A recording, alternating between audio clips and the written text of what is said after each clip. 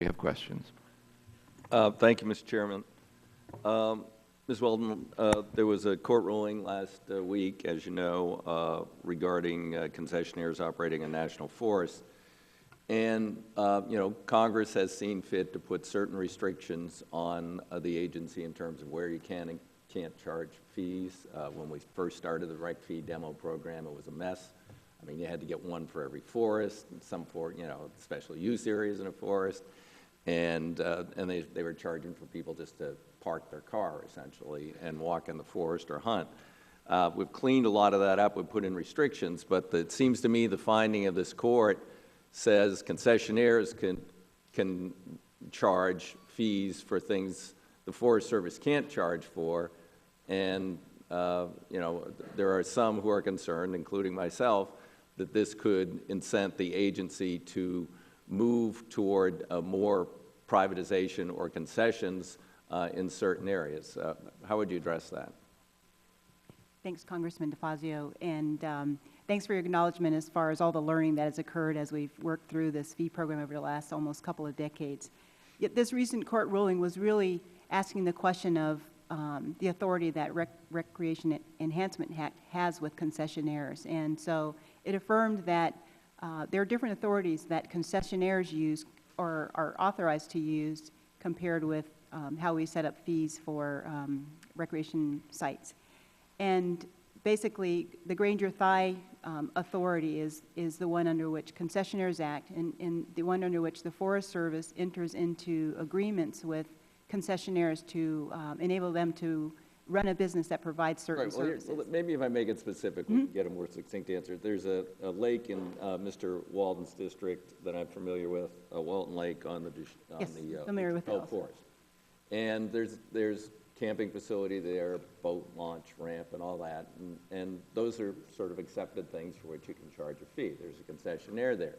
But if people just want to drive up to the lake, park their car, and have a picnic, very low impact activity, they're being charged a daily use fee there. It's something, if the Forest Service was maintaining that site, they couldn't do. I mean, what we're getting at is, there's a concern that this is going to, the Forest Service, that we're going to see charges in areas where for activities that we don't think should be charged for. Mm-hmm.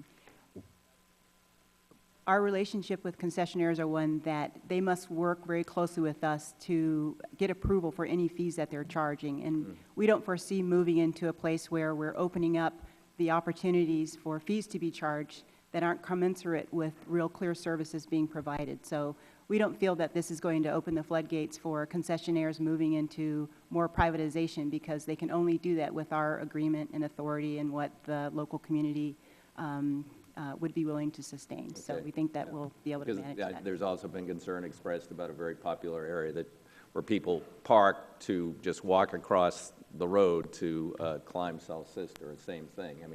Some people wanted to get that as a parking lot as a concession because it would be very lucrative.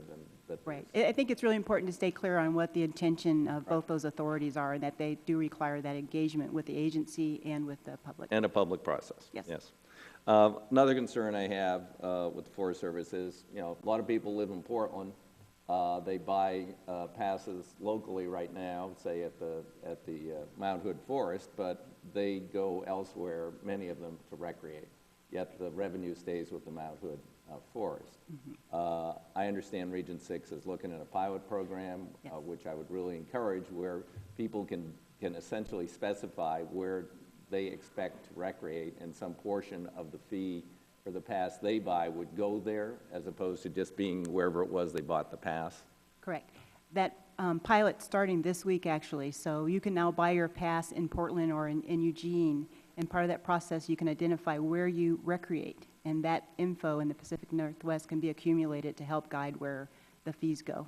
Okay, so we would want to give you flexibility in the law, whereas currently right now, certain percent is supposed to stay with and be non-appropriated funds at that local unit, but you think you have legal authority now to reallocate that money outside of that area?